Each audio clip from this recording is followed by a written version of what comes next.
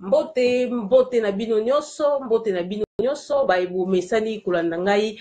pati la belle katina www.masoyasika.com. Mbote na bino nyonso bisika oyo bozali na États-Unis na Amérique, na Europe, na Afrique, na Asie, partout bisika bozali vraiment bambote na bino. Lelo na yembeli bino mon colonel, na yembeli bino colonel Odombo otozali na awa. Kasi bande kolanga bo limbisa ngai mo mukie po naza un peu arrimé ta mususu na kosala moi déplacement bolimbisa ngai vraiment mingi. Na yembeli bino mon colonel Odombo oyo azali na biso awa vraiment aye poto solola likambo oyo etali RDC. Masolo ya RDC tozana masolo mingi ya kosolola pona Congo yango tomoni ete to benga Odombo po to solola na yambo to banda na kopesa d'abord mbote na Black Mombele Goliath pe na kopase maloba epa ya colonel Odombo. Mbote colonel Odombo. Oui, bonsoir maman Bati la belle. Mokondeli ya mboka. Odombo meka koloba mwa makasi po bande ko balanda biso na malamu mingi. Ok, bonsoir Bati la belle. Je pense que okinga te tout sikoyo. Ouais, sikoyo na yoki malamu. Ndeko Odombo okotalisa bande ko baza kolanda biso santé ya CCDP ezali bon. Oui, groupe la biso, le CCDP eza ko marcher très bien. Toza biso nyonso tout en bon uniforme, bande ko nyonso toza na kati ya mouvement ya CCDP. Toza kitoko makasi biso nyonso na kati ya mouvement na biso. Talisa bande ko baza kolanda biso CCDP oko définir yango na lolenge nini CCDP musala nango ana kati na diaspora ezani. Bon, CCDP ezali moko ya mouvement ya ba résistant oyo tosalaki yango na bandeko oyo tozo travailler na bango ezali ya kokambama na biso bana ya mboka ya Congo pe idéologie nango ezali mpona kopondisa mopaya oyo aokipe biso na kati ya mboka ya Congo. Yango nde omoni tosalaki mouvement na biso wana. Donc CCDP ezali Convention des Congolais pour la démocratie et la paix, donc un cycle CCDP. Donc yango omoni tozali ko sangana na bandeko nyonso tu oyo toza na bango na kati ya etonga mpe komobilize mpe koavance na kati ya idéologie na biso ti kino tokozwa mabele ya bakoko na biso oyo tobengi yango na nkombo ya Congo. Merci mingi ndeko Odombo tomolaki Daniel Safu ba journaliste ba utaki Kinshasa ba yaki awa na kati na poto me balobaki makambo mingi contre yo balobaki bakoluka baza na posa ba mona yo balobi makambo ebele pe mafinga ebele bafingaki ndeko Odombo me tomoni réaction na ote jusque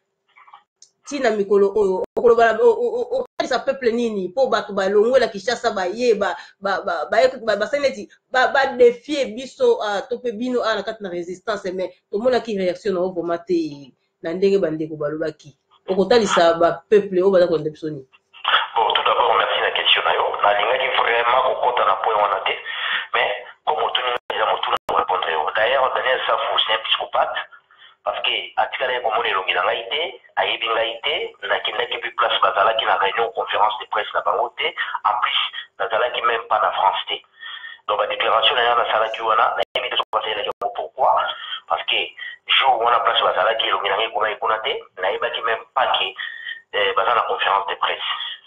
Donc badéclaration wana eza ye moto asalaki yango te eza bato nde batindaki asala biloko wana. Bon de toutes les façons nayebi na ngai te nga mpo na nga nazomona yo nde motuni eza na problème. Nalandi au moins 3 vidéo na ye. Première fois nalandaki ndenge afingaki monsieur Lorengo wana na Kinshasa, deuxième fois nalandi asengi pardon, troisième fois naye kolanda ndenge afingi biso awa. Donc ngai moto déjà azali na inconstance ndenge wana na kati ya maloba na ye nalandaka mpenza bango lisusu te. Donc atikalaki komona ngai te ayebi ngai te bapopo na ye oyo atenaki contre ngai eza kaka koengage ye moko. So oza na besoin moto omona moto obili mbero olingi ye yo osala video ozoluka moto sans oyeba moto sans omona moto sans ke moto azala même tout près na place osala video il faut zala moto liboma posala biloko ndenge wana. Mais ezali kotambola nayebi te soki ezali barimere soki mpe ezali ya solo baza kotalisa biso ete ndeko Odombo osololaki na Élisère mokolo yango mpo tomonaki Élisère azali place Daniel Safu azalaki Élisère mpe ndeko Élisère mpe azalaki mais bazali kotalisa biso ete Kodombo ozalaki na 45 minutes mobimba osolaki na Elysère na téléphone. Comment oza kosolisa bato oyo bazali bazali ensemble bato baza ko défier yobo. Bon, eloko wana moto abengaki nga na telefone namoni numéro na nga Belgique leli na yambi na tala ko Elysère après nga na kataki nga na plaque place nazalaki alingaki aexplique nga se justifier likambo Daniel Safu asali selon ye azali nango constaté ainsi de suite. Bon, naye kokamwa ntango aleki na video nayoki alobi makambo mosusu donc abengaki numéro na nga Belgique parce que azalaka nango depuis kala nde abengaki yango ntango abengaki yango mpe nayambaki ye apart yango liki ayaki kose justifier makambo Daniel Safu. Bon, namoni mpe aleki alobi oyo selon osalaki aleka aloba parce que ye moto abengaki me nga nayaki oraple ntango abengi nga nayambi nayebaki mpe te natuni ye de la part ayesingisa ye nayoki ye ote aza d'accord te na makambo oyo ye moto na mo bayaki na alobi après nga nayekisa bon ça va katalaki nga na rappele après esili nango ntango aleki na bavideo makambo alobaki wanga déjà moto déjà lokobaka na video aleki abandi kochange maloba oyo ezalaki te abandi kotia yango donc c'est ça eza bapolime okala koprojete Elysère nayebi ete nakutana na ye mbala moko ayaka na conférence moko basalaka na Saint-Denis akendaka kona comme plus que moi tosaki na ye video après wana tili onatikala komona ye so en face te mais abengaka quand même na numéro na nga wana ya Belgique à partir ya Kinshasa kala po atunaka biloko moko namona yango mpe bizarre ezazanga nazali na position ndolo bato moko baza na position babi bayebi bino mekano koyiba bon namona nango mpe bizarre parce que ezalaki longue histoire après ozo batikalaka na numéro wana un jour babengai nga nayebi epete ke mta obenga ntango nga nayambi se présente eza ye après nalaki okata kasi na rappele place moko naza na rappele tosololi après naye komona ndenge alika na bavideo na makambo alobaki wana ye moko ayebi vérité na ye moko mpe ayebi kote nini mensonge ezali. Merci mingi ndeko Dombo tokokota vraiment na makambo wana mingi te po esi bato ebele balobelaki yango mutuna ya biso ya liboso tokokende na arrivé ya Kabila alingaki aya lobi oyo esili koleka le 12 septembre na kati na Paris kasi akoya lisusu te comme le 18 septembre mais mobilisation tomoni mobilisation vraiment esalami te na arrivé ya Kabila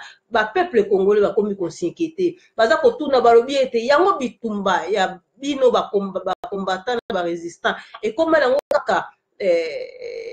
kosangana ekoma nango kaka po na ba musicien exemple tokopesa exemple héritier ayaki awa tomonaki vraiment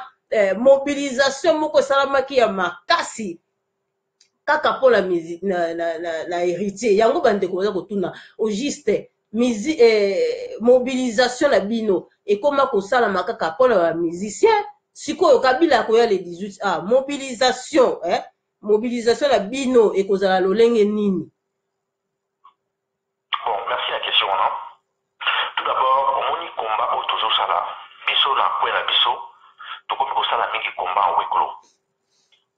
Tozo sala combat en wiklo mobilisation na maraba kanambe, to contacter représentant à Bambo Kao biso tozali. To soloui na Bambo concernant mon annek.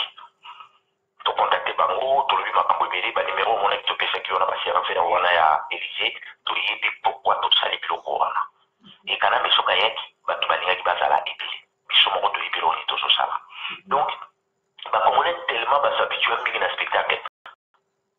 musicien ntango omonaki musicien neti mona wana héritier bato bayaki ebele parce que héritier apusaki bato na kanda kanambi tosipreparaki mais biloko mosusu tokosala yango teke koma spectacle na biso bato bamonaki boshabitue na spectacle tout akoza toujours na idéologie na spectacle non komba oyo tozosala lelo ezali komba oyo il faut cerveau esalaka stratégie ni beaucoup kozala nango eloko ni beaucoup kosala eloko ni beaucoup kosala te donc cela veut dire biso moko toyebaka mine tozosala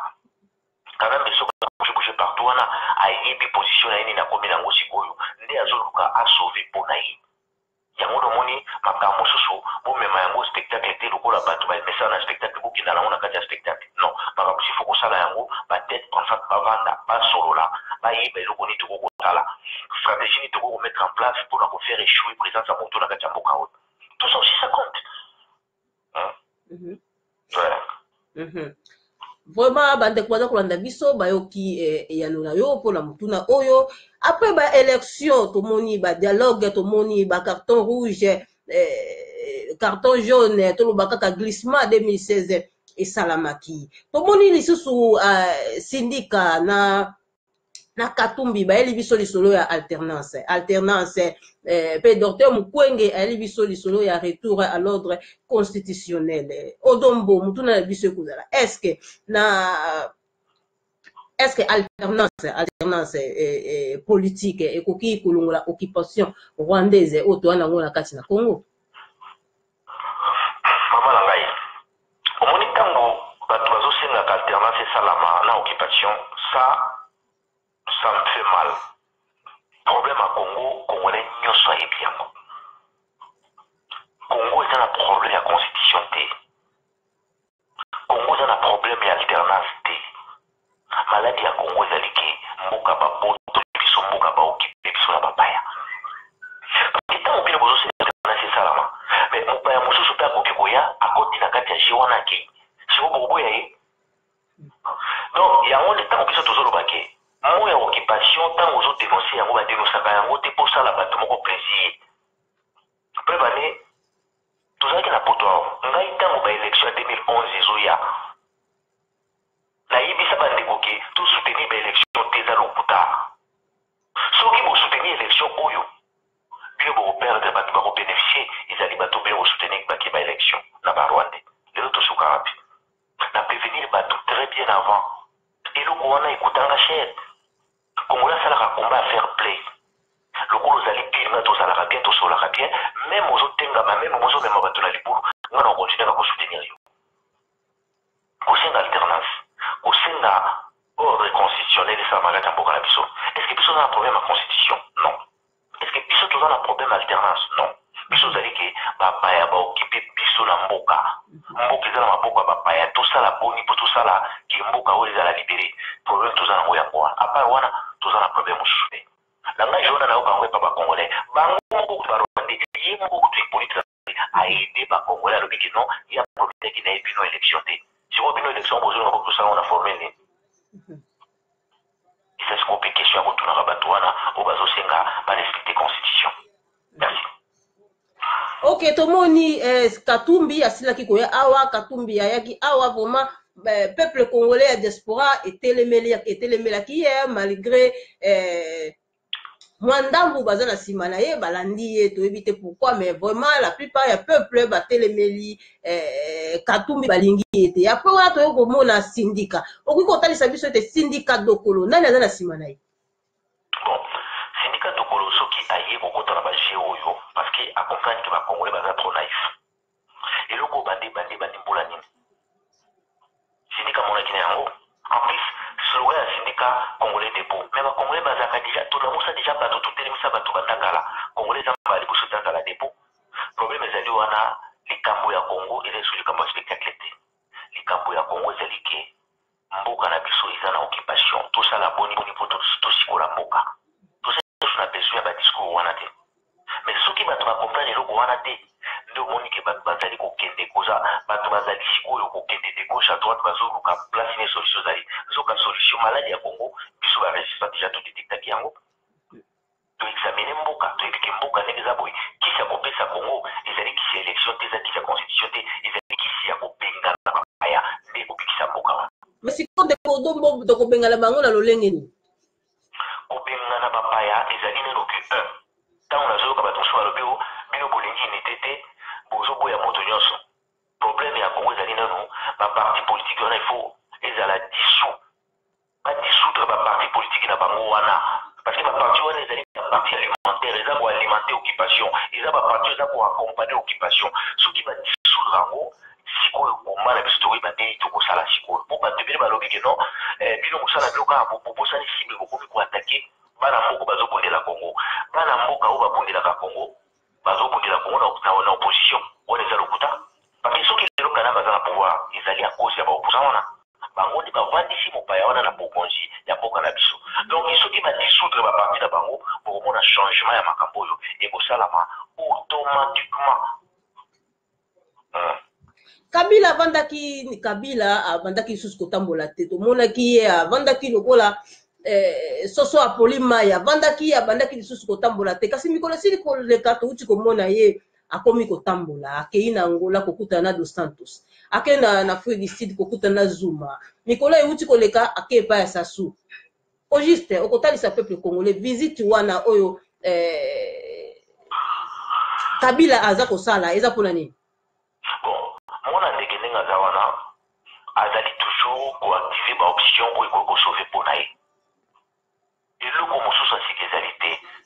mwana ndeke problème na ye ezali ke il faut asala makasi mpona ye asauve yango soki asauve mpona ye makambo nyonso ekozala esu te yango nomoni kanambe aza kokende par-ci par-là parce que ayebi makambo nini asali ayebi sollicitation nini aza nango donc azo essayer quand même parce que aza moto akokolinga mpe kaka te afilisi faire ndenge wana te et c'est ça qui yango nde aza kosala quelque chose mpona kosauve mpona ye yango nomoni azobeta moto partout place nini oyo ye akoki kosalaki azalama malamu parce que depuis biso todenosaki occupation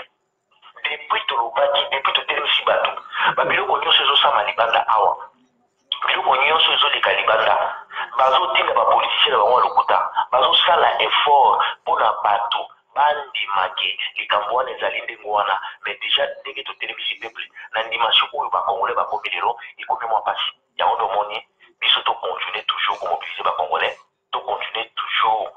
kosala mosala tozosala mpona kodestabilize pouvoir occupation parce que barwandais bayebaki ke il faut bacréer bapoliticien na bango baopposant na bango mpona bafaire perdurer situation oyo tozala ngo lelo na kati ya mboka ya congo c'est ça ki barwandais bacréaki g7 barwandais bayebi kocréer sur rassemblement parce que eza eloko na bango bango moko nde bazocontrole mpe bazogere yango yango nde ezali wana mpona eyede occupation eumela na mabele ya congo biso sikoyo toyebisi deja bana mboka keno congolais nyonso alati etikete ya opposant aza na kati ya système amoni ke na ndenge ye akreaki opposition na ye wana amoni mpe ezosimba eso te yango nomoni azobeta motu parci par-là mpona aluka ndenge nini akokofanda na bokonzi ya mboka wana c'est ça le problème te bozomona azotambola ndenge wana ndeko dombo tomonaki na ebandeli ya komba ezalaki vraiment soudé ebandeli biso bino nyonso bozalaki na liloba moko Kabila dégage kasi na nsima ya mikolo tomonaki ete bacombattant mosusu bakomi na bango na nsima ya bapoliticien bamosusu tobengi bakomi bakatumbiste bamosusu bamukwengiste bamosusu badokotiste bamosusu bon bakatumbiste bakomi na nsima na bango après na nsima bato baopposant bakomi na bango koya awa facile kosala bapropagande na bango bakomi koya kosala bapropagande na bango juste okotalisa peuple congolais oza na lecture nini ya kotalisa peuple congolais pourquoi bapoliticien wana ndenge yo moko kuti koloba bakomi kaka koya na diaspora awa po basala bapropagande na bango et pourtant awa na libanda ya mboka tovotaka te bon eloko na koyebisa yo mpe na kokontinue koloba yango toujours etumba oyo biso tozobunda komba oyo ezali marathon eza lokola bato bazokima mbangu omoni na kati ya marathon okoki kobanda na bato esika moko mais au fur et à mesure oza koavance mokona moko azotikala na place opema na ezokoka lisusu te komba oyo ezali marathon donc au fur et à mesure toza koavance bato bazali kokweya tokokoma na suka donc kolibere mboka tokosala pesa bato ezalaki kaka teke obligatoire ki bato tobandeli bango nde tokosisa na bango lelo oyo soki barwandais bakomi na pouvoir mpe bakomi na possibilité baza nango mais barwandais bango moko basatandaki teke non situation oyo ekozala na niveau eza lelo barwandais bayeba ye teke non bakongolais bakoyede occupation ekoma na position eza lelo bakongolais nde bayede occupation effectivement même na diaspora bato bagangaki balobiki mboka eza okipe bato bagangaki balobiki nde futetemela mopaya mais barwandais bango moko na kati ya masolo wana bamisusu mpe basi bapaya mosusu basedegize comme baopoza lokola bakatumbi bayebi koto moto to asoutenir ye ntango deja diaspora alobaki zongisa ye na rwanda ntango deja peuple congolais na kati ya congo alobaki zongisa ye na rwanda mais c'est le même diaspora awa libanda bato mosusu basalaki marche ya vérité les yeux bato mosusu babayeke kanambi fo apesa bango vérité les signes bazosala moto apesa bango vérité les signes nani moto moko abelaki rwandais wana ozomonaki bato baza kose contredire bango moko komba oyo ezali marathon tozokima mbango moto nyonso oyo ayaki mpona koluka part na ye akokweya na nzela okoma na destination te yango tozomona bato mingi oyo deja bateki discours na bango bali mpe koluka base justifie Moutaza Koluka a se justifié, Azo Likazo Bakeno, Nanazo Nambongo de Bapesa Nambote. Corruption est à Bapesa Nambote. Corruption est à l'ipétant aux discours de pour la vérité, ou changer à mot. Il commet des corruptions. Corruption est à la qui va pêcher un bon au sommet d'abo. Matoamoni Kokomi na pavillon, to uzota mona babituka ya talo, corruption mususu ezali en esprit. Moto kaka ye moko amoni ke non, likambo soki nalobi yango pour l'intérêt na nga na ti moto ata biso apesa quelque chose. Il s'appelle corruption. Yango nomoni komba na biso za marathon, bato mingi basinquiété te. Au fur et à mesure tozopusana tozokende, moto na moto azobima na ndenge na ye, tina te tokokoma na suka. Merci Migin. Donc ndeko domboza kotalisa biso ete ba politicien o bazé en Europe besoin de corrompre le Congolais. Ba politicien wana soi-disant ba politicien entre guillemets, bazali ba politicien te bazali ba accompagnateur ya système. Bango moko bazawana ba yibi ke iloko tozosala o tozosala pour l'intérêt na biso. Siko bazoya kokosa ba esprit faible. Faible bango de bazoya kokosa bango po tango moto wana benga kakana me opposant ayi moto yuzo ba kekana maza mopaya de imposteur usurpateur so yo bandi kopesa moto wana valeur ou bandi kopesa moto wana confiance mais moto wana soka zoli kuna zo benga kana chef de l'état nana na perdant isayo donc combat ezali nango course ya marathon tozo kende toza ko avancer au fur et à mesure moto nyoso opesa position na ye tina te to koma na soka ngai pour nga na 5 place wana na yebi to ko na suka peto ko ba yango parce que détermination toza na ngolelo moto ko arrêter moi c'est ça tomoni enrôlement ya ba politicien na biso ya Congo bake ko s'enrôler to par exemple Félix Tshisekedi na olenga nkoi bake ko s'enrôler na sima na bango tomoni population pe aza kolanda bango kaka lokola balandaka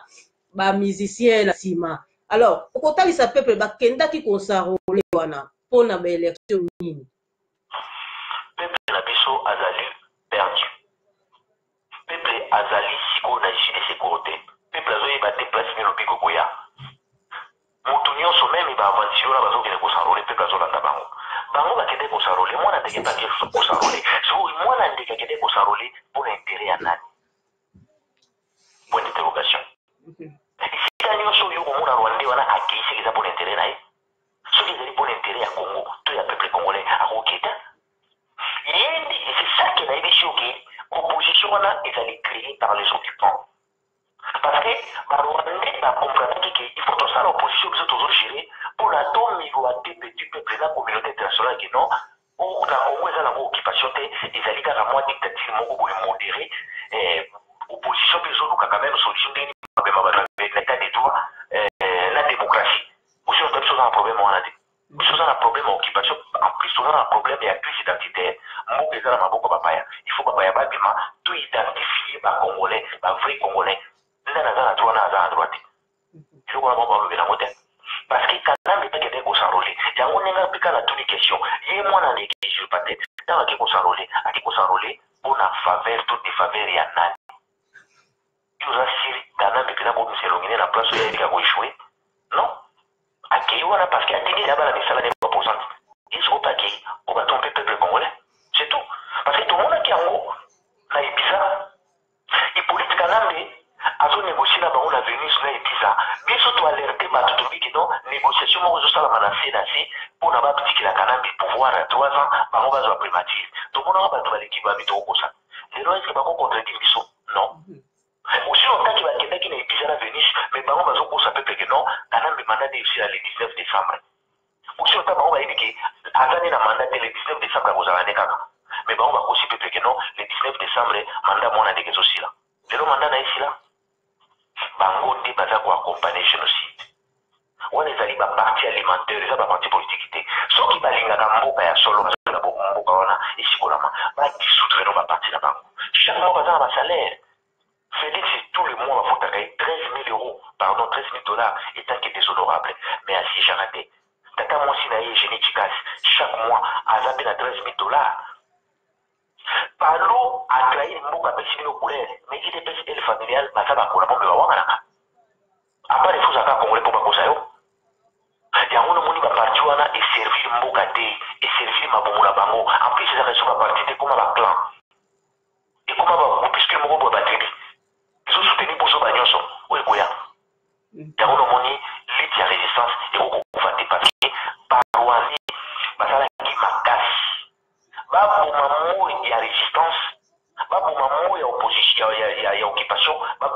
yango opposition. C'est ça les batinda batuna ba obele na poto, ba koma koyawa, bona koluka opposition yi kovana. En fait, on est qui déjà conférence de presse ya ba opposant, automatiquement on reconnaît que kana ba congolais, mais la dictateur. Alors on pas ya. Aussi longtemps que biso to yibi ya congolais, ya dictateur de mais c'est occupant rwandais. Donc mosala na nyonso ba rwandais ba pesa banani, ba pesa kaka ba congolais de ba sala yango. Merci mingi ndeko Dombo na ndengo sili kotalisa biso likambo ya ba clan ba parti politique na biso ekoma lango na tribalisme tomoni nomination ya cabinet ya Félix Tshisekedi po ya liboso tokotuna nanu pona nini nomination wana eza na pona musala nini alors ya mibale IDPS et le Branqueza parti national, et parti national, et peuple congolais nyonso. Et pourquoi nomination wana ya cabinet na ye ezaka ka ba kombo kaka tope batu kaka ekolo na ye otobengi ba kasayen tope bandeko na biso baluba. Wana eza ba parti te osala constant na eloko na zoloba. Otala na palu. Bato babitelaka kisinga bambunda liboso ya ndako na yo ezaka banani. Ebotala aussi na IDPS c'est pareil. Ils ont pas clan, mais bamilotaka peuple que non, ils ont pas parti zoluka, et bon samuka. Kizenga kosaka batuki ya zaka na livre d'or zaï. Na mona ga kizenga na 93 94, 93 94, na zaka na rompo kipoza na iko bon samaka mona ndota voiture na mona ndota mona okala. Na moni batu ya bando bazolanda baroki ni pali pipe babi, les autres tremblements de terre kosalama, kizenga il faut bien na mobutu na pouvoir, il mutaka na livre d'or à Congo. Les autres livre d'or en okita. Et par contre, si pas battu pour la personne, il y a des pèses. Majorité, bah, on va soutenir pour sauver la louba. Pareil, la palou, bateau va soutenir pour sauver, il y a Kisenga, et ça, bateau, pas tout. Pas tout, doit être quand même un peu modéré. Bah, on va sonner à la banque, bah, on va coûter le côté depuis, bah, on va compter dans le système. Et ça dit, ma parti politique, au conseil, il faut des clan. Après, libération, il faut tout pour moi, partir à Mibalewan. Ils ont ma parti, et si ma parti politique, ils ont rendu, et idée, occupation, famille, occupation, pour Missi Balamoka. On va vous ma parti politique.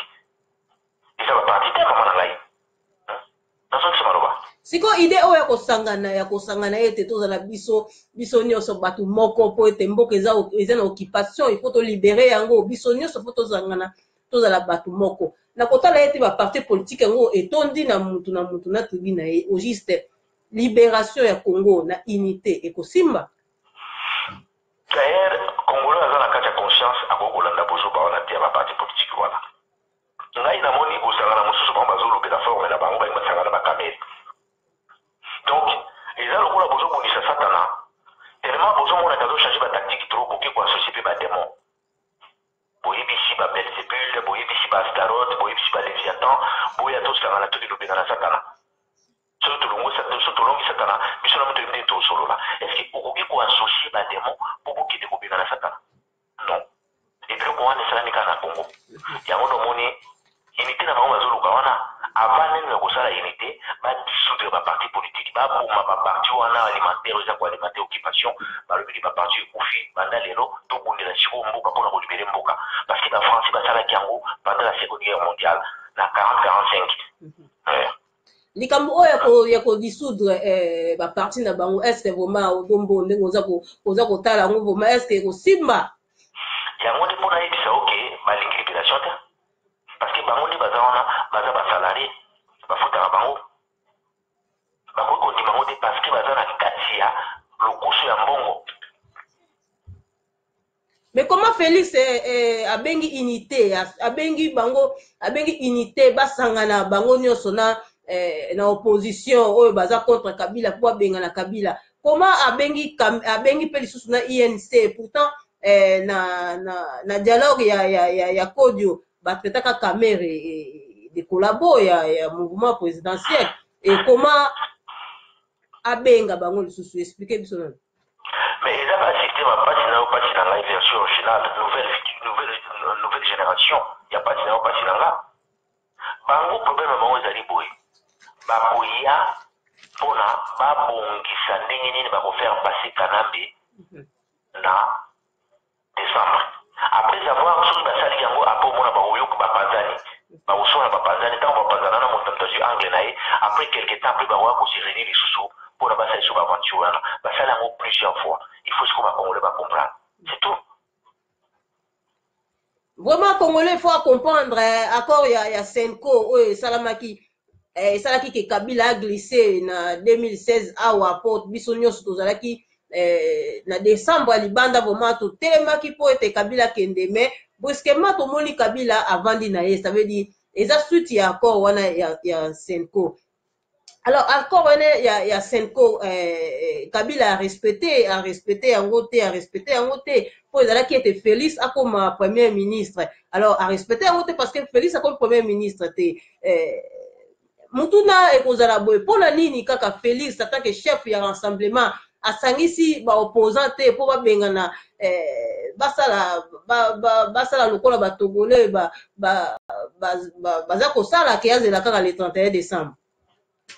Mais si on a tout dans les primature les ala déjà na maboko ya idepesite badi ba da gina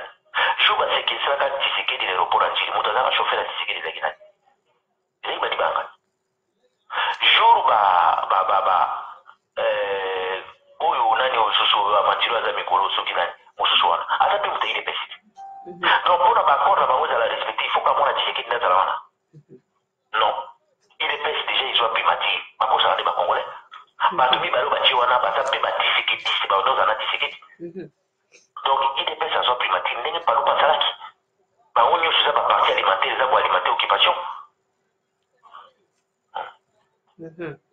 Vraiment, merci mingi Odombo, merci mingi na moni vraiment aussi ko yanola na mituna la ngai vraiment bande ko baza ko landa biso vraiment merci na bino nyonso boza ko participer, merci na ndenge boza ko aimer vraiment bino nyonso bolandi Odombo ndenge asili ko répondre na mituna ezali ya ngai ba réponse ezali ya ye nyonso ezali koloba ekotala kaka belese ye moko Odombo pola kosukisa troisième dialogue oyo eza kosalema to pelingi esalama na médiation ya Sassou Nguesso Félix Tshisekedi asili kondima yango idée na oyo ekozala boni. Problème ezali wana nayebi sio déjà que les gens là ce sont des accompagnateurs de l'occupation.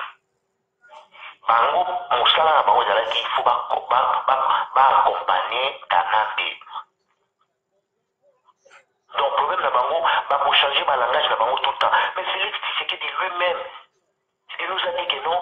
personne ne peut faire le soulèvement populaire contre les occupants. Pourquoi pas Congolais beaucoup ça la rambango? Alors, pas dire que tout le monde a beau ça soulèvement populaire contre l'occupation. Occupation, il faut y vendre. Et ça, mon salaire va penser qu'ils ont un rôle lié à jouer pour la occupation. Mais à cause de que le Congolais aza mutasuka aussi na batwana donc il faut comprendre les kambango za ndenge nini pour okoma na niveau oyo koyebaki oyo te c'est ça on a gagné lobaka yango. Oui na kozonga mwasima bande ko mingi baza komituna balobi ete mpona nini awa na diaspora Odombo la résistance ya mutu nyonso kouta libanda boza koboya mutu nyonso kouta boye boza koboya ou juste eza eloko nini bino soulèvement populaire bokosala yango na lolenge nini soki bango tout wana baza mabe bato baza na terrain baza mabe bato bazoya baza mabe alors participation na bino mpona kolibere mboka eza boni. Mais bon bato to biso to travailler kana bona ko to boye bango résistance basala yango à la portée de tout le monde te résistance est à la terrain spectacle te bato oyo bazotambola na discours na biso te ndi biso ba résistance tolingi bango te si vous t'avez besoin de le dialogue wana est-ce que bato le peuple congolais il faut mettre le sur le dialogue là et que dialogue est salam est-ce que bato le peuple congolais a vie à peuple tant ba kenda na Ibiza na Venus na mission mokimo baba wanga na kiamo est-ce que bato le peuple congolais parce que je pense que nous du bosi si vous dialogue ba kenda ba Rwanda bato le peuple congolais parce que bato ya lolingi wana to kusangana ba poto kusani woni za kakofoni bango pona bango mission na bango zali ba accompagner occupation tinasuka mission na bango de yamwana apart yango za sur le long pas pour ça la asika c'est ça. Ok, merci mingi Odombo na ndenge osili koyano na mituna na ngai liloba ya suka na bandeko baza kolanda biso okotalisa bango nini po ete tosukisa masolo na biso ya mpona lelo ngai liloba ona kokoloba bandeko nyonso ba rejoindre biso na kati ya résistance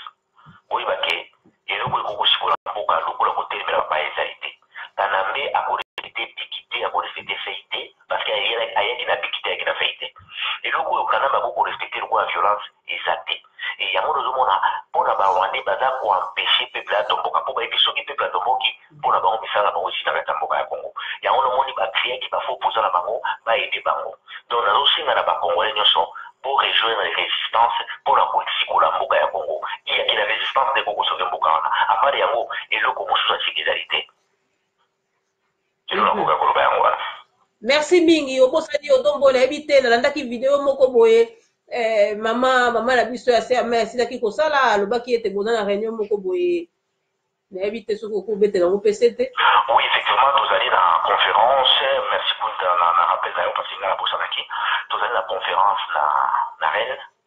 ekozala le 30 oyo donc bato balingi ya koparticipe na biso parce que tokozala wana orateur ezali ngai na parti kubeko tokozala na reine na bandeko mosusu mpona toyeba ndenge nini tokoki koyebisa bato masolo ya mboka mpe koyebisa bato danger ya mboka ezali nini mpe pourquoi tozocontinue komobilize bacongolais mais ezaka na nzela ya baconférence de presse te nde tozocontinue mais eza mpe na bafaçon mosusu oyo mpe tozofonctionne mais ezali biloko ya kopanza yango na nzela baréseau sociaux te parce que etumba to résistance basala yango mingi na bato makelele te mpona po arrive na bon port en plus la bosanité glissement des terres esalamaki na Ituri mbo ebetaki kuna mabele emateli bandako emateli bato au moins 230 morts mais mwana ndeke na gouvernement tyrannique oyo eza na kati ya RDC balobiki 50 morts depuis baprometaki bato ke non bakolancer quand même deuil national mpona RDC ti lelo eloko wana esalami te motu moko taki mpo apporter quand même soutien na peuple wana na Ituri information na toujours yango epai ya bandeko baza sur le terrain baconfirme biso peke au moins 230 morts donc franchement c'est vraiment inacceptable yango nomoni tozosala makasi mpona kolibere mboka wana mpo peuple wana akoma libre c'est ça merci mingi ndeko dombo malgré nazwi yo na difficulté nazwi omala mpasi mingi mokolo na lelo na ndenge oyo akorde ngai vraimen tosolola nga na yo totalisa bandeko citation politique ya mboka na biso vraimen matondo mingi na bandi tomonani mbala ya nsima au revoir ok au revoir mama na ngai merci ciao bandeko bino nyonso bosili kolanda ndeko na biso colonel Odombo ndenge asili korépondre ndenge nauti koloba mituna ezalaki ya ngai biyano ezalaki ya ye nga na koloba mingi te toujours bozala branché kati na